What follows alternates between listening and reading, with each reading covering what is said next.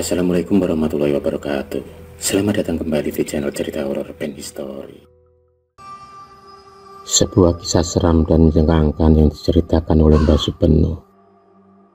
Mbah Supeno pernah menceritakan tentang seseorang yang dahulu pernah menganut aliran sesat, yang dimana orang tersebut sampai tega memakan daging mayat orang. Kisah tentang seseorang yang tersesat dalam jalan yang salah dan keliru. Dahulu kala di sebuah desa di pinggiran hutan, tepatnya sekitar tahun 1970-an, benar terjadi suatu peristiwa yang menggemparkan warga. Peristiwa yang dianggap sebagai sebuah tragedi kemanusiaan, sebuah kasus pembunuhan, dan juga kasus kejanggalan sosial, di mana ada korban pembunuhan dan juga pencurian mayat. Karyo, nama laki-laki setengah baya yang diceritakan dalam kisah ini. Karyo sendiri mempunyai seorang istri yang telah bersamanya selama ini. Namun, nasib tragis dialami oleh istri Karyo yang bernama Ratmi.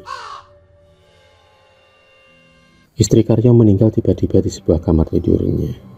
Luka menganga dan penuh darah membuat peristiwa itu sebagai peristiwa pembunuhan yang entah dilakukan oleh siapa.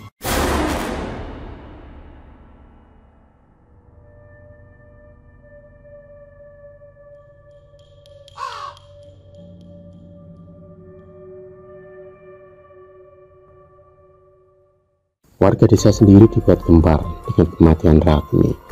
Sebagian warga memberi sungkawa atas kejadian yang terjadi. Rumah Karyo menjadi ramai, sesak warga yang melayat. Banyak praduga yang terjadi dalam masyarakat. Para warga sendiri mengutuk siapa yang telah tega melakukan pembunuhan terhadap Ratmi.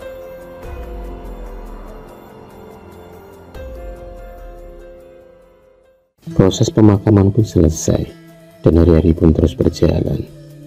Dari waktu ke waktu, hati Karyo semakin menangis dan terpuruk. Sampai saat itu, belum juga ada titik terang siapa pembunuh istrinya itu.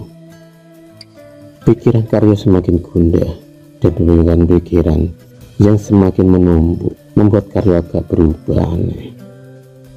Entah apa yang terjadi padanya.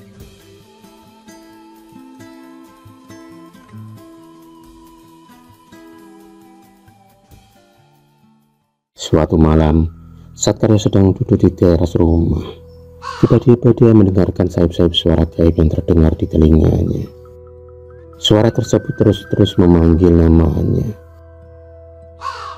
Seperti terkena hipnotis, Karyo pun berjalan mengikuti suara tersebut. Langkah demi langkah Karyo terus berjalan, hingga terasa langkahnya memasuki hutan belantara di dekat rumahnya. Suara-suara binatang malam pun mengiringi malam yang dingin dan sepi itu.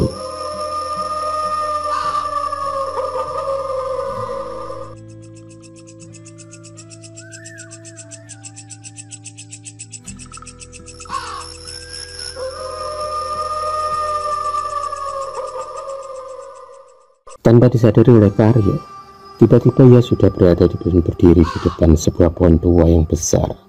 Disitulah Karyo mendengarkan lagi suara tanpa rupa yang menyuruhnya duduk di bawah pohon tersebut. Karyo pun kemudian mengikuti perintah itu. Dengan tenang, dia pun duduk kemudian terdiam. Tiba-tiba dari dalam pohon tersebut muncul sosok bayangan dan diikuti dengan angin yang berhembus. Sosok tersebut merasuk masuk ke dalam tubuh Karyo. Karyo sendiri merasakan adanya hawa panas yang terasa masuk di dalam tubuhnya, tapi ia tidak bisa menahan dan mengelaknya. Tubuhnya pun bergetar dan dia pun mengerang seperti kerasukan.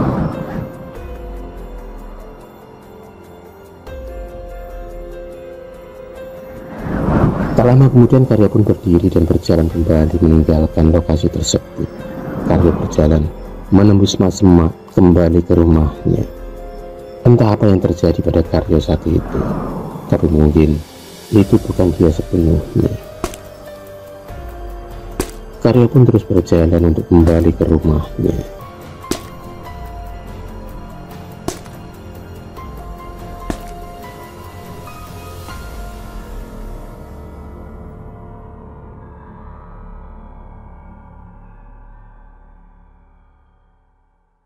Hari-hari pun terus berjalan, dan lama-kelamaan Karya dianggap aneh oleh para warga desa.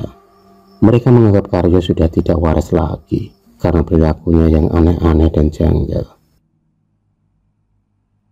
Pernah, suatu ketika warga melihat Karya memuja sebuah pohon di pinggiran hutan. Karya merajuk sendiri. Kadang, ia juga berbicara pada sebuah batu. Yang paling sering warga lihat adalah adanya dupa kemenyan dan kembang di samping rumah Karya.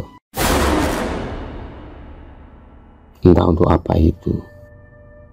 Suatu hari, ada penduduk desa meninggal, seorang gadis yang masih muda, dan dimakamkan di pemakaman desa setempat.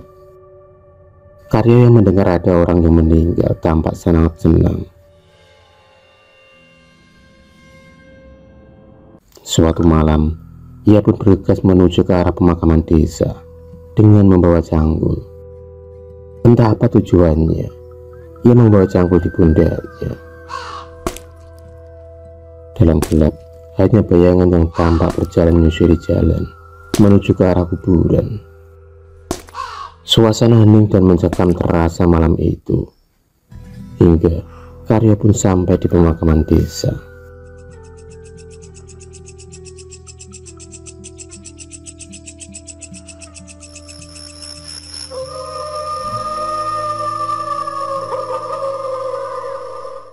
Setelah tiba di dalam makam, Karya pun berjalan mencari kuburan yang masih baru itu. Entah apa yang ada di otak Karya. Tiba-tiba dia pun mencangkul dan menggali kuburan tersebut dengan menggunakan cangkul yang telah ia bawa. Beberapa saat kemudian, sampai juga ia di dalam liang kubur tersebut. Tak lama kemudian Karya pun menemukan sosok jenazah mayat dari dalam kuburan tersebut. Ternyata sosok mayat gadis yang baru meninggal itu. Ia kemudian meninggalkan lokasi tersebut dengan membawa sosok mayat yang ia curi malam itu. Dengan tenang, ia pun berjalan meninggalkan lokasi tersebut. Sesampainya di rumah, Karya kemudian meletakkan mayat yang ia bawa itu di dalam kamar istrinya. Ia kemudian berjalan ke sumur membersihkan diri dari tanah-tanah yang menempel di tubuhnya. Karena perutnya tiba-tiba lapar, maka terbesit di otaknya untuk mengambil sebagian tubuh mayat yang ia curi untuk dimasak. Tergambar dalam pikirannya daging yang enak dan empuk yang membuatnya berselera.